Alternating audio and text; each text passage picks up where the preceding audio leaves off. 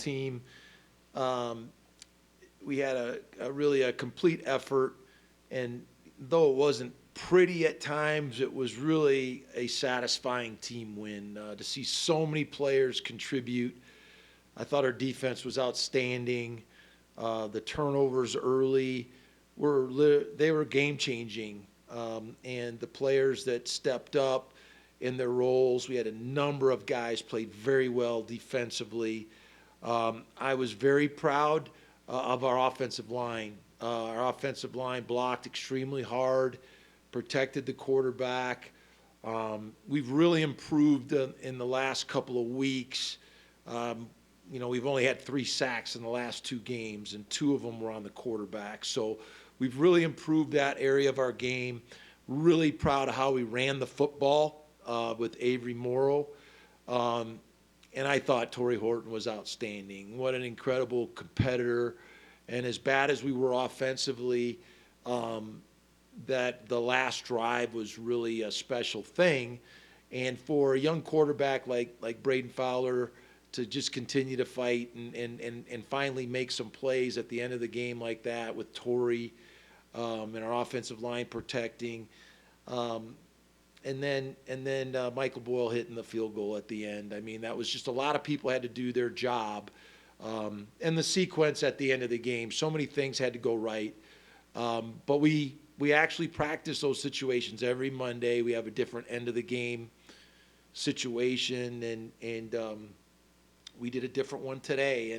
And we take one from an example what happened over the weekend. And so those are things we practice, and understanding the timeouts, getting in position to kick. I was so proud the mechanics when you get iced. When a coach tries to ice you, the snapper's supposed to snap it, and we get a practice kick. And we actually got 3 of them.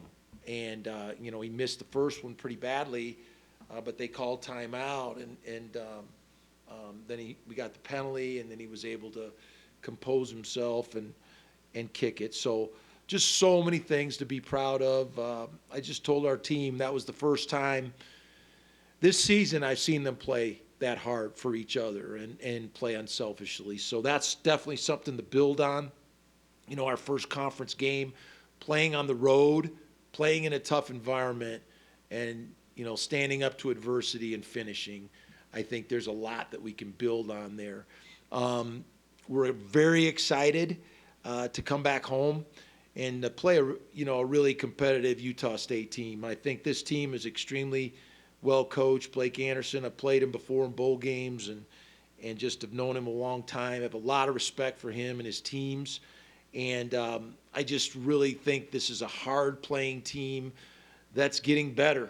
They won a big game this weekend. They've had some issues, had to play different quarterbacks. But they won a really important game last week against Air Force and seemed to have found themselves. They're a spread offensive team. Cooper Legas is their quarterback right now. Did a nice job last weekend, excuse me. Calvin Tyler's their running back, number 4. He's a strong, compact, good, shifty back. Brian Cobb's wide receiver, number 8, leads them in receiving. And their big tackle, Alfred Williams, is a big, strong offensive lineman that's got 48 starts. They kind of spread things out. They go fast. They make you cover their wide receivers, and then they do a good job of running the football downhill, and much like the old Baylor teams did in the Big 12 when I was there. So really, really important that we handle them offensively. Defensively, they've done a good job. They played awfully hard. They played some good teams in the preseason, but they're led by number 9, Daniel Grishik. Daniel is a kid that we recruited as a walk-on out of L.A. at Nevada. He was an outstanding player for us there. And we're playing another Nevada guy this week on defense. Number 27, Hunter Reynolds, also excellent player, and number 10, AJ, I'm not going to try to pronounce his name, but he does an amazing job on defense at linebacker.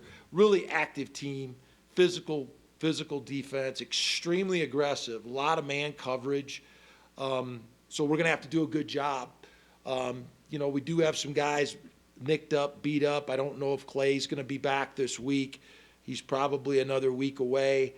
And, Braden got banged up in that game. We're probably going to play a couple quarterbacks this week. Giles will probably get a chance to play, Giles Pueller and Jackson Stratton. So we're getting both those guys ready to play. And we knew we were going to go through this. We got young quarterbacks or young bodies, and we're just going to have to find a way to overcome. Our recipe for victory really is to play great defense. If we can run the football the way that we did last week with Avery, protect the ball, and play great field position and find a way to score points. We got a lot of freshmen starting on offense right now, and they're learning, and we're trying to build off of that. We got to eliminate the penalties. The penalties absolutely killed us this last game. If we split our penalties in half, that game's not even close. Not even close. So that's an area that we can definitely improve on. I was really proud with our special teams. Having Torrey back there as a punt returner, as a shot in the arm. The last few years we had Romeo Dubs back there, and he was a big play waiting to happen every time he touched the ball. And it's the same way with Torrey back there. So that's really important shot in the arm for us. We got to be a great punting team to play great field position. And, if we can continue to play the kind of defense that we played and rush the football and play great teams and learn how to protect the ball, I think we can have a lot of competitive games and we can win our share of them. So that's our plan as we go. We had a great practice today. We're back to work, and we're ready to play another competitive conference opponent. A couple of people mentioned it after the game, and you were one of them. You've been talking about needing some fire from this team, and people talked about Henry Blackburn and the way he was last week. There's no doubt. How really important was that to your team through the build-up to that game? I've been trying to prod this team to have them show me their soul, and you can't play this game unless you play it for the love of your teammates. And I just thought we were really selfish in the preseason. I thought we were a selfish team. I didn't think we really were playing for each other. I think we had a lot of guys that had a lot of different agendas besides CSU football. I really do. And, and we don't have a lot of those guys on the team anymore. And I think the kids that are here have a genuine care and love for each other. And it showed. When you watch a football team play, you can tell if they're playing hard for each other. And we definitely did Friday night. And that was so great to see. And there's no better feeling in this game as when you empty your tank for your teammates. There's no better feeling. And so, I was very deliberate about handling the game. I just, there was a lot of distractions. I didn't want to get caught up in that. It was about our team and their kids and their opportunity to play. And I was so proud of them. They played extremely hard for each other. Henry Blackburn kind of brought the team together, I think it was Thursday, and he just said enough is enough, and we got to play for each other. And it was kind of a battle cry going into the weekend. I tried to get him ready for a fight. I knew it was going to be a real emotional game, and we tried to do the best job we could keeping our composure. And I think we probably did a better job than they did. We still had too many penalties.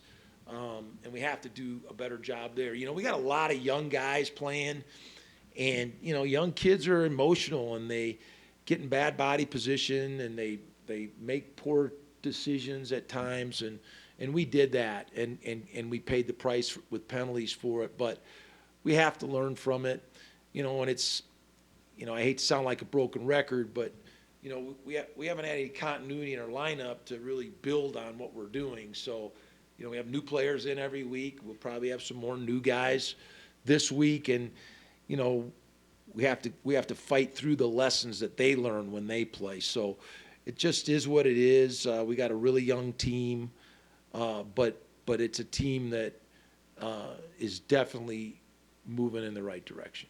This week you do face a quarterback that's had a dual threat. How does has that altered the way you have to approach Utah State in this game? Just discipline, and I think that's one of the things that we've been just pressing for, is just discipline and execution, and the game is about technique and fundamentals, and we just keep practicing the same things over and over and over again, but it's the execution that allows you to win games, and so all the other stuff is just smoke and mirrors. You have to block people. You have to tackle. And everybody has to play their responsibility and do their job. And I think that was so exciting is we had so many more examples of guys doing their job. Defensively being in the right place. Offensively blocking their assignments, and especially in the run game. And then the passing game is just timing and experience. I mean, we got young quarterback in there. He's trying to do certain things when he's not supposed to, and that comes from experience. But at the same time, you got to give Braden credit for the way he finished the game. I mean, that's the one thing we always say. I kind of was smiling halfway through the fourth quarter because I looked up on the scoreboard and they were showing these highlights of Mackey Magic.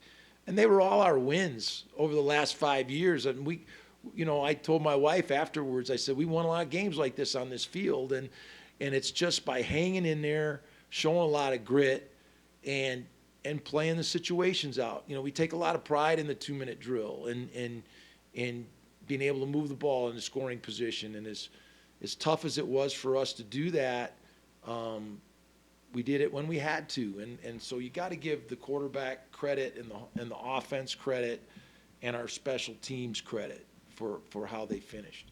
Kamara, I think, had 4 tackles for loss. He's near the top of Mount West in both that and sacks. What impressed you most about what he's doing? Just his buy-in. He's just been awesome. He's given us incredible effort and practice. He's so unselfish. I think the greatest compliment I can give to Mo is that, we were working special teams, and he plays on a lot of special teams, and so he plays a lot of snaps on defense, plays a lot of snaps on special teams, and I went over there to talk to him in practice during special teams period, and he's running on the field grabbing a yellow jersey. He's trying to give a scout look to the guys on teams. Usually a guy's getting a blow during that period, but Mo just wants to make the team better. And I think that just is a great credit to him and how hard he's working and how much it means to him and the example he's teaching to the younger players. I mean, McKenday and all of our young defensive ends, Oxley and DeAndre Gill, all these good young players we have, newer, they're seeing how hard he works. And, someday when Mo leaves, he's going to leave that with those players. And so that's what happens when you start having a program is you have guys that are examples of how to do it right. And the other thing, I think we got a lot of guys nicked up and I'm be honest, when I took this job, injuries were an issue for me. You have to play when you're sore. There's a difference between being injured and being sore. Players have to learn to play when they're not 100%. You have no chance to play this game if you don't learn how to do that. And the way you learn how to do that is by watching older players play when they're not 100%. And I seen, I told them stories about guys I played with. I played with Bob Stoops at Iowa. He had a broken foot his whole senior year. He played every game. He never stopped. And that left an impression on me. And I wasn't going to complain when I had a strained ACL. It's just the game. It's a game we've chosen to play, and men play with bumps and bruises in football. That's just the way it is. In the National Football League, they do it every Sunday.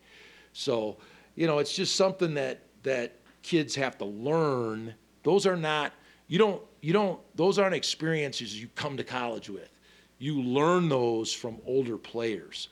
And, a year ago I told Carson Strong about playing Dan Marino. He would limp into the stadium with a brace about that big, and then he would carve you up for 4 quarters, and then he would limp off the field. And there's guys that just do that. That's what happens in this game. And so, in good programs, guys understand that. You talked a lot about the effort and togetherness that you wanted to see and did see this week. How important was it for a program that hasn't been winning lately to get the tangible result of a win by? I think, I told the players today, I said, this is Al Groh, the old head coach of the Jets in Virginia. He's a great friend of mine, and he worked with Parcells and Belichick. And I talked to him before the season, and he gave me some great ideas about working the 2-minute drill, end-of-game situations, and and we do those things in practice.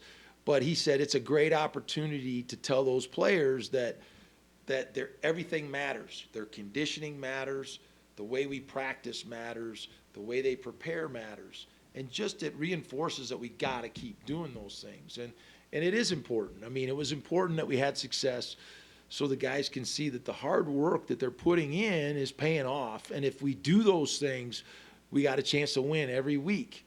And so, our games are all going to be like this. I mean, and that's okay. It's okay. We got to win on special teams. We got to play great defense. We got to play field position football, and we got to scratch and claw to score points every opportunity we can. And that's just our formula right now.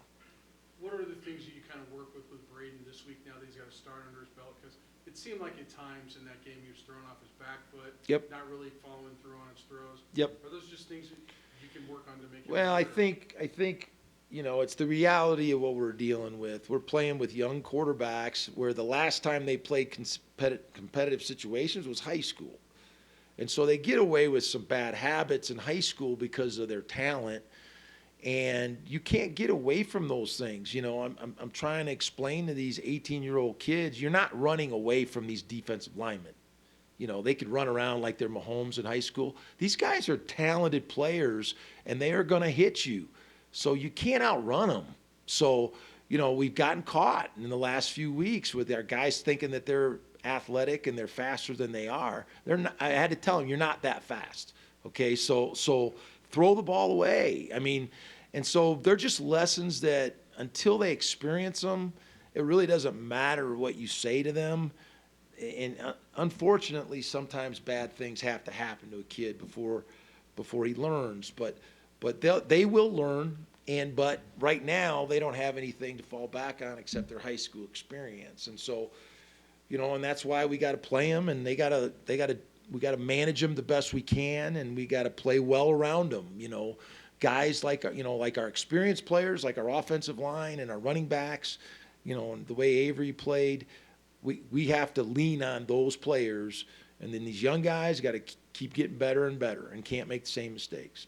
How valuable was it, though, to get both Dante's back and kind of solidify that offensive line? It was huge. I just think the physicality that Dante Keys and Dante Bivens play with, and their experience, it was so helpful. I think we did a nice job of controlling the line of that game, and they kind of took over the game and the running game. I mean, we had 2 unfortunate plays, and it's another learning process from an emotional game. I mean, we're running the ball up and down the field on them. We go down to the red zone, and Avery gets up and kind of barks at one of his old teammates, and we get a penalty. Now we're moving back, and then we're going down the field again, and then he fumbles. And, I mean, those drives, they could have ended the game, really, and gave us, a 2 to 3 score lead, and it was going to be very difficult for Nevada to come back the way our defense was playing. So we have to learn from that. The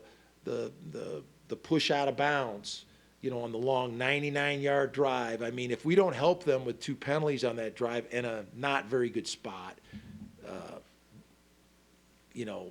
those things, possibly, it would have eliminated that long drive. So we have to stop shooting ourselves in the foot and doing the things that the self-inflicted mistakes that are really putting us behind the 8 ball.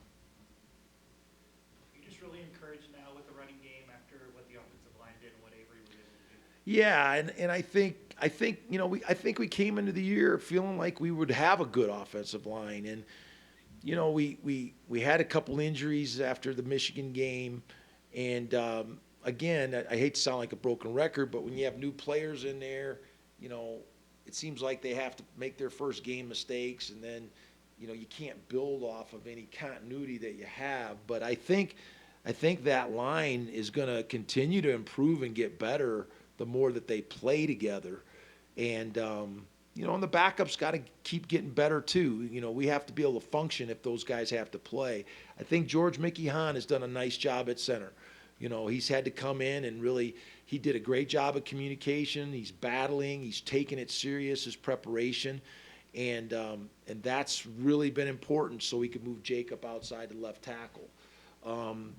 And so I'm really proud of the offensive line. I thought they played outstanding on Friday night, and it was a big part of it. I know we didn't score a bunch of touchdowns in that, but we did control the clock and control several long drives, and that was important in the game.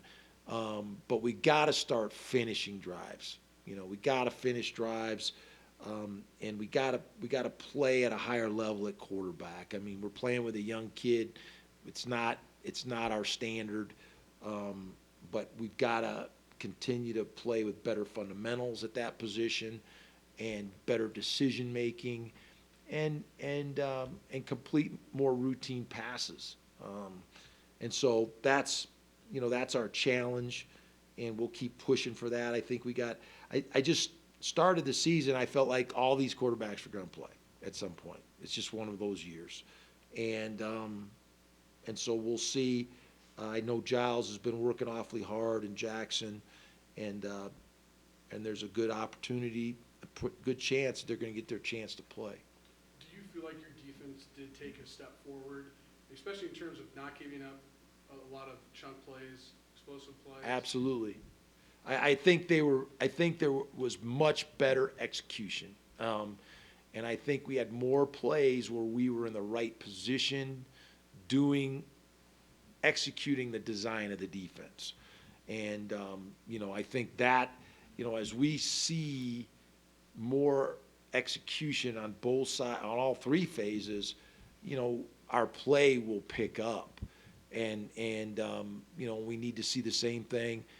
We got it in the run game on offense. We did not get it in the passing game. And, it's just little,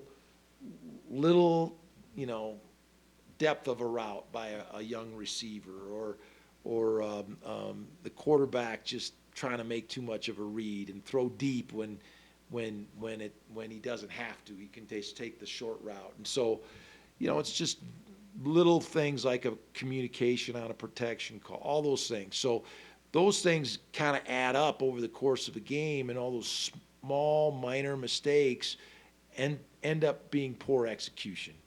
And so we're pressing for that, and we got to show improvement on offense. Hayden Hector was the guy that stepped into your starting lineup. The way he'd been practicing, is that something you anticipated? He hadn't been playing a whole lot of nickel, from what I understand. Yeah, he actually played a lot better in the game than he has in practice, and I think that's one of the things we're pressing these kids for their great practice habits.